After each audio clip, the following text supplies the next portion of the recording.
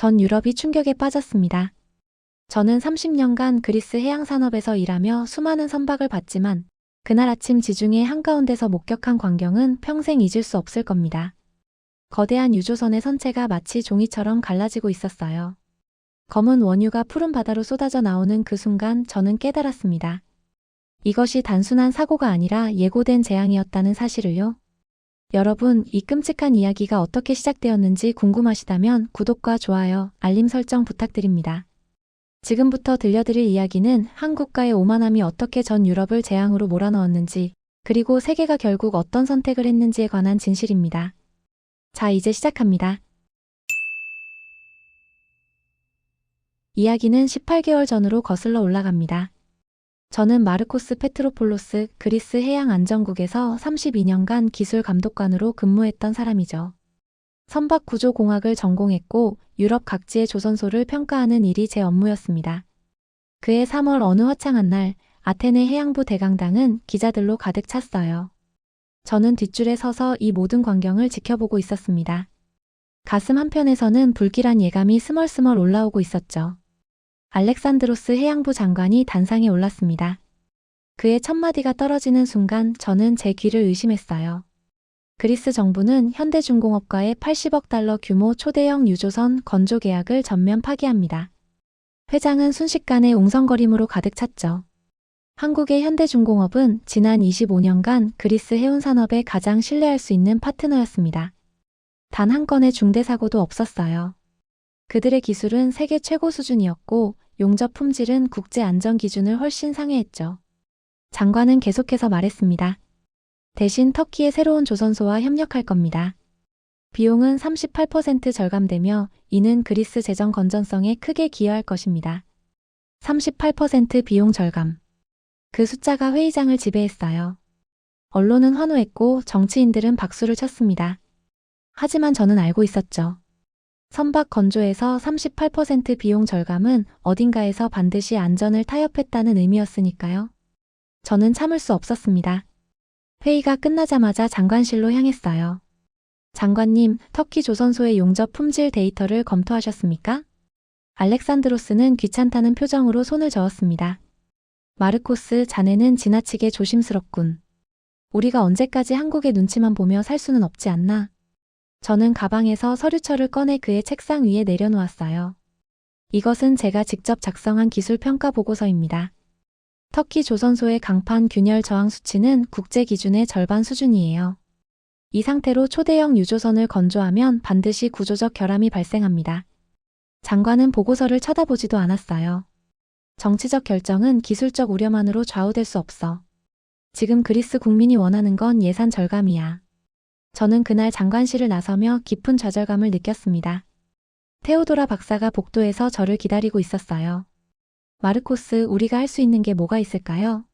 저는 창밖으로 아테네 항구를 바라봤습니다. 저 멀리 한국에서 건조된 유조선들이 평온하게 정박해 있었어요. 20년, 25년 된 선박들도 여전히 완벽한 상태로 운항되고 있었죠. 그것이 바로 한국 기술의 증거였습니다. 기록은 남겨야 합니다. 저는 테오도라에게 말했어요. 우리가 경고했다는 사실을 문서로 남겨야 해요. 그날 밤 저는 127쪽에 달하는 보고서를 작성했습니다. 용접 품질 미달, 강판 강도 부족, 검증 절차 생략 등 18개 항목의 심각한 문제점이 나열되어 있었죠. 하지만 돌아온 답변은 단 한 줄이었습니다. 이미 결정된 사항이며 과도한 우려는 불필요합니다. 한편 한국현대중공업의 박준혁 이사를 조용한 카페에서 만났습니다. 박 이사님, 정말 죄송합니다. 이것은 기술자로서 너무나 부끄러운 결정이에요. 박 이사는 쓸쓸하게 미소 지었어요. 마르코스, 이것은 당신 잘못이 아닙니다. 선택은 그들의 몫이었죠. 하지만 이 결정은 재앙을 부를 겁니다. 저는 목소리를 낮추며 말했습니다. 박 이사는 잠시 창밖을 바라보다가 조용히 대답했어요. 마르코스, 바다는 거짓말을 하지 않습니다. 결국 진실은 드러나게 되어 있죠. 다만 그 대가가 너무 크지 않기를 바랄 뿐입니다. 18개월이 지났습니다. 터키 조선소에서 건조된 첫 번째 초대형 유조선 아르고스 프라이드호가 드디어 진수되었어요. 성대한 축하 행사가 열렸지만 저는 참석하지 않았습니다. 대신 사무실에서 최종 검사 보고서를 검토하고 있었죠. 여전히 18개의 위험 요소가 해결되지 않은 채였습니다. 그리고 정확히 3주 후 제 전화기가 울렸어요. 새벽 4시 22분이었습니다. 테오도라였죠. 마르코스 아르고스 프라이드에서 긴급 신호가 왔어요. 선체 중앙부에 균열이 발견되었다고 합니다. 예고된 재앙이 시작된 겁니다. 우리가 그토록 경고했던, 그러나 아무도 듣지 않았던 바로 그 재앙이요. 하지만 더 큰 악몽이 기다리고 있었습니다. 이틀 후 두 번째 유조선 포세이돈 글로리오에서 원인 불명의 기울어짐 현상이 보고되었어요. 그리고 사흘째 세 번째 선박 올림포스 베이저에서 비상 신호가 왔습니다. 제 오랜 친구 카를로스 선장이 이 배를 맡고 있었죠. 나중에 그에게서 직접 들은 이야기는 평생 잊을 수 없을 겁니다. 마르코스, 나는 35년간 바다에서 살았지만 그런 공포는 처음이었네. 갑자기 끔찍한 금속 파열음이 들렸지. 선체가 비명을 지르는 것 같았어. 그 다음 순간이 최악이었습니다. 거대한 파열음과 함께 선체가 완전히 갈라졌고 30만 톤의 원유가 지중해로 쏟아지기 시작했어요. 검은 기름이 푸른 바다를 순식간에 뒤덮었습니다. 아테네 해양부 상황실의 대형 스크린에는 인공위성이 촬영한 지중해의 모습이 실시간으로 전송되고 있었어요. 검은 기름띠가 수십 킬로미터에 걸쳐 퍼져나가고 있었죠. 이것은 재앙입니다. 테오도라가 떨리는 목소리로 말했습니다. 지중해 역사상 최악의 환경 재앙이에요. 그때 터키 조선소 내부 고발자의 증언이 들어왔습니다. 그 문서에는 충격적인 내용이 담겨 있었어요. 선체 보강제 두께 18% 축소, 변경 사유는 예산 절감. 용접 장비 교정 14개월간 미실시. 강판 균열 저항도 국제 기준의 52% 수준. 저는 이 문서를 읽으며 분노와 슬픔이 교차했습니다. 제가 18개월 전에 경고했던 모든 것이 현실이 되었어요. 38% 비용 절감의 진짜 의미는 바로 이것이었죠. 안전의 포기였습니다. 그리스 시민들의 분노는 격렬했습니다.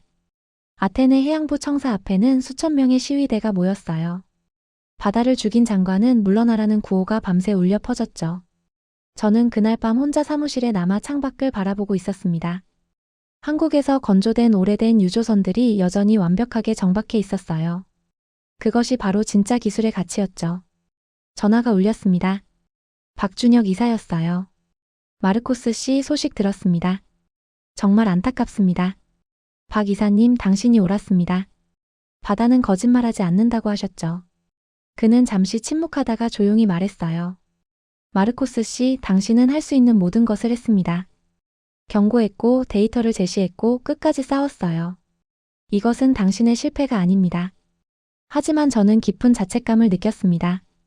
제가 조금 더 강하게 주장했다면 이 재앙을 막을 수 있었을까요? 유럽연합 조사단이 아테네에 도착한 것은 사고로부터 나흘째 되는 날이었습니다. 27개 회원국에서 파견된 전문가들이 한꺼번에 몰려들었죠. 조사단장 에바 슈나이더 위원장은 단호했습니다. 우리는 진실만을 찾을 겁니다. 정치적 고려는 없어요. 저는 조사단의 기술자문위원으로 공식 임명되었습니다. 18개월간 제가 작성했던 모든 보고서가 드디어 빛을 보게 된 거죠. 첫 회의에서 에바 위원장이 말했습니다. 세척의 선박에서 발생한 구조적 결함 패턴을 분석했습니다. 결론부터 말씀드리죠. 이것은 우연이 아니에요. 체계적이고 반복적인 설계 결함입니다. 대형 스크린에 붉은색으로 표시된 균열 지점들이 나타났어요. 모두 똑같은 패턴이었습니다. 독일 대표가 날카롭게 질문했죠. 장관님, 그리스 해양부는 이런 사실을 알고 계셨습니까? 알렉산드로스는 대답하지 못했습니다. 저는 그 순간을 놓치지 않았어요. 위원장님, 저는 18개월 전에 이 모든 위험 요소를 담은 127쪽 분량의 보고서를 해양부에 제출했습니다. 에바 위원장이 물었습니다. 이 보고서에 대한 해양부의 공식 답변은 무엇이었습니까? 저는 서류를 꺼냈어요. 단 한 줄이었습니다. 이미 결정된 사항이며 과도한 우려는 불필요합니다. 회의실은 충격에 빠졌습니다. 프랑스 대표가 분노한 목소리로 말했어요. 전문가의 경고를 무시했다는 말입니까? 127쪽 분량의 기술 보고서를 단 한 줄로 기각했다는 겁니까? 조사단이 터키 조선소를 방문한 결과는 더욱 충격적이었습니다. 독일 헬무트 박사가 발표했어요. 녹슨 용접 장비, 부실한 보관 시설, 형식적인 검사 과정. 그리고 가장 심각한 것은 그가 보여준 강판 현미경 사진에는 수많은 미세균열이 보였죠. 이 강판으로 30만 통금 유조선을 만들었습니다. 균열은 필연적이었어요. 노르웨이 대표가 발언했습니다. 우리는 15년 동안 한국산 LNG 운반선 22척을 북극해에서 운용했어요. 영하 40도의 극한 환경에서도 단 한 건의 구조적 문제가 발생하지 않았습니다. 한국 선박의 용접 불량률은 0.003%. 세계 평균의 100분의 1 수준이죠. 이탈리아 대표도 거들었어요. 우리 해역을 지나는 한국산 선박들은 평균 운용 연수가 23년입니다. 여전히 완벽한 상태예요. 반면 터키 조선소 선박들은 진수 3주 만에 파손되었죠. 비교는 너무나 명확했습니다. 에바 위원장이 결론을 내렸어요. 장관님, 그리스는 38% 비용을 절감했습니다. 하지만 그 대가로 유럽 전체가 환경 재앙을 겪고 있어요. 원유 제거 비용만 해도 이미 120억 유로를 넘어섰습니다. 그 순간 회의장 문이 열리며 한국 대표단이 조용히 입장했습니다. 유럽연합이 공식 초청한 기술 자문단이었어요. 박준혁 이사를 포함한 5명의 한국 조선 전문가들. 저는 박 이사와 눈이 마주쳤습니다. 가슴이 뜨거워졌어요. 우리가 배신했던 그들이 이제 유럽을 구하기 위해 이곳에 와 있었습니다. 박준혁 이사가 단상에 올라 말했습니다. 유럽 여러분, 먼저 이번 재앙으로 고통받고 계신 모든 분들께 위로를 전합니다. 한국 조선 기술의 핵심은 3가지예요. 타협 없는 안전기준, 3중 검증 시스템, 지속적인 기술 개발입니다. 오스트리아 대표가 질문했습니다. 비용은 어떻습니까? 박 이사는 미소를 지었어요. 초기 건조 비용은 평균보다 18% 높습니다.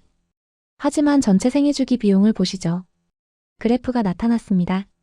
한국 선박 30년 운용 총비용 100, 일반 선박 142, 저가 선박사고 위험 포함 시 189. 초기에는 비싸 보이지만 장기적으로는 가장 경제적입니다. 진짜 절약은 안전에서 나오죠. 그때 알렉산드로스 장관이 떨리는 목소리로 일어섰습니다. 회의장의 모든 시선이 그에게 집중되었어요. 저는 그리스를 대표하여 말씀드립니다. 그리스는 끔찍한 실수를 저질렀어요. 비용 절감이라는 단기적 이익을 위해 검증된 기술을 버렸습니다. 그는 한국 대표단을 향해 천천히 고개를 숙였습니다. 대한민국 여러분께 진심으로 사과드립니다. 우리는 여러분의 기술과 헌신을 제대로 평가하지 못했어요. 이제 우리는 깨달았습니다. 진짜 가치가 무엇인지. 한국과의 장관이 공개석상에서 다른 나라 기술자들에게 고개를 숙이는 장면. 이것은 역사적 순간이었습니다. 박준혁 이사는 침착하게 대답했어요. 장관님, 중요한 것은 과거가 아니라 미래입니다. 우리 모두가 안전한 바다를 만들어야 해요. 에바 위원장이 결의안을 읽기 시작했습니다. 유럽연합은 대한민국의 조선 안전 기준을 공식 참조 모델로 채택한다. 모든 회원국은 향후 건조되는 선박의 한국 수준의 안전 기준을 적용한다. 결의안이 표결에 붙여졌습니다. 찬성 27개국, 반대 0개국, 기권 0개국. 만장일치였어요. 유럽 전체가 하나의 목소리로 말하고 있었습니다. 한국 기술만이 유럽의 바다를 지킬 수 있다고 말이죠. 회의가 끝난 후 저는 박 이사를 만났습니다. 박 이사님 축하드립니다. 그는 고개를 저었어요. 축하할 일이 아니에요. 너무 많은 대가를 치렀죠. 당신은 끝까지 경고했습니다. 당신이 없었다면 진실은 더 늦게 드러났을 겁니다. 하지만 저는 막지 못했어요. 아닙니다. 당신은 기록을 남겼습니다. 그것이 결국 진실을 증명했어요. 이틀 후 저는 20명의 그리스 해양 기술자들과 함께 인천공항에 도착했습니다. 평생 처음 밟는 한국 땅이었어요. 울산 조선소에 도착했을 때 저는 완전히 압도당했습니다. 세계 최대 규모의 드라이도크, 동시에 6척의 대형 선박이 건조되고 있었죠. 박준혁 이사가 우리를 맞이했어요. 그리스 여러분 환영합니다. 다음 6주간 우리는 한국 조선 기술의 모든 것을 공유할 겁니다. 교육 프로그램은 첫날부터 충격의 연속이었습니다. 용접 라인에서 한국 기술자가 설명했어요. 이 로봇은 3개월마다 교정됩니다. 0.05mm 이상의 오차가 발견되면 자동으로 작업이 중단되죠. 3개월마다라고요? 제가 놀라서 물었습니다. 터키 조선소는 14개월간 교정하지 않았어요. 그것은 자살 행위예요. 용접은 선박 안전의 생명선이죠. 강판 검사실에서 담당자가 말했습니다. 불합격률은 2.3%예요. 우리는 완벽한 강판만 사용합니다. 2.3%를 버린다고요?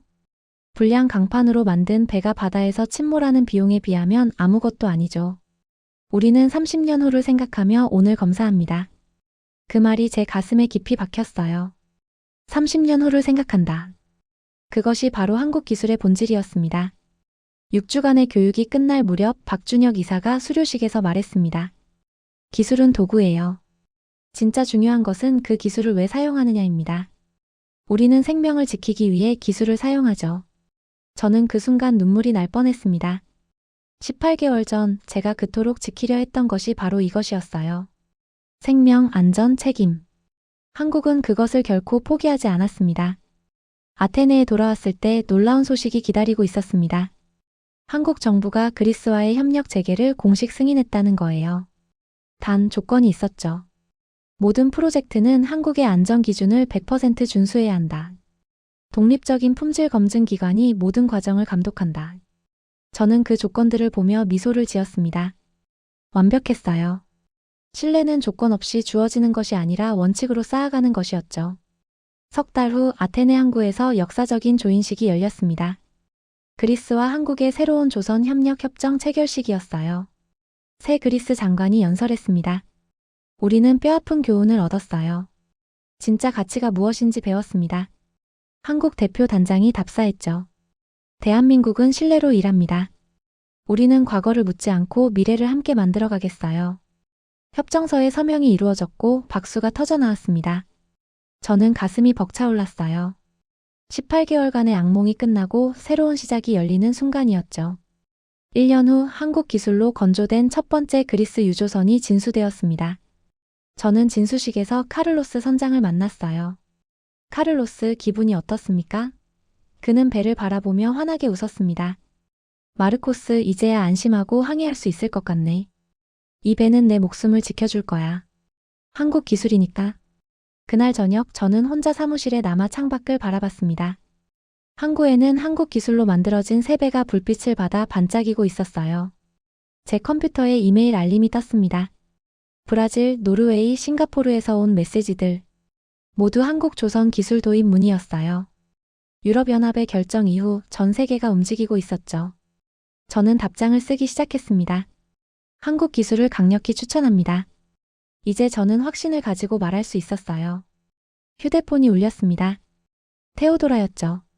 유엔 해양기구가 한국 조선 기준을 국제표준 초안으로 채택했대요. 저는 미소를 지었습니다. 당연한 일이죠. 숫자가 증명하고 사실이 말하고 바다가 인정했으니까요.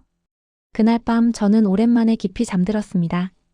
악몽은 끝났고 진실이 승리했어요. 한국 기술은 이제 세계의 기준이 되었습니다. 바다는 결코 거짓말하지 않았어요. 기술도 신뢰도 마찬가지였죠. 그리고 이제 전 세계가 그 진실을 함께 말하고 있었습니다. 대한민국 파이팅. 그것은 단순한 구호가 아니었어요. 30년을 내다보는 책임감, 완벽을 추구하는 장인 정신, 생명을 지키는 기술 철학. 그 모든 것을 담은 진심 어린 존경이었습니다. 저는 창밖의 별을 바라보며 조용히 중얼거렸습니다. 감사합니다, 대한민국. 당신들이 포기하지 않은 원칙이 세상을 바꿨습니다. 여러분, 오늘도 마음의 소리 TV를 찾아주셔서 감사합니다. 구독과 좋아요, 알림 설정으로 더 많은 감동 스토리를 만나보세요. 여러분의 응원이 더 좋은 콘텐츠를 만드는 힘이 됩니다. 다음에도 더 감동적인 이야기로 찾아뵙겠습니다. 감사합니다.